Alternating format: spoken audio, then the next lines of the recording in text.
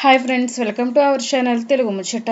Anchor Lasya, సంయుక్త మీనన్, విజయ్ దేవరకొండతో సహా పలువురు సినీ ప్రముఖులు ప్రయాగ్రాజ్ లో జరుగుతున్న మహా కుంభమేళాలో పాల్గొని పవిత్ర స్నానాలు ఆచరించిన విషయం తెలిసిందే.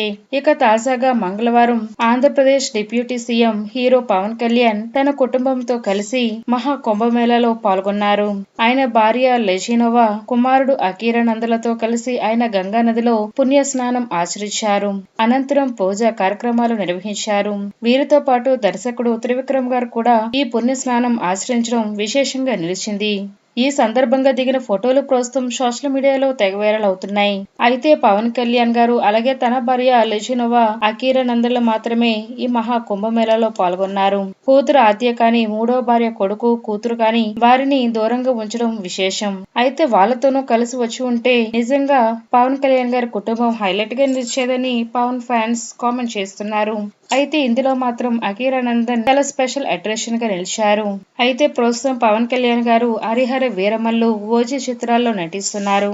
మరి పవన్ కళ్యాణ్ గారు నటిస్తున్న ఈ సినిమాలు మంచి విజయం సాధించాలని కోరుకుందాం.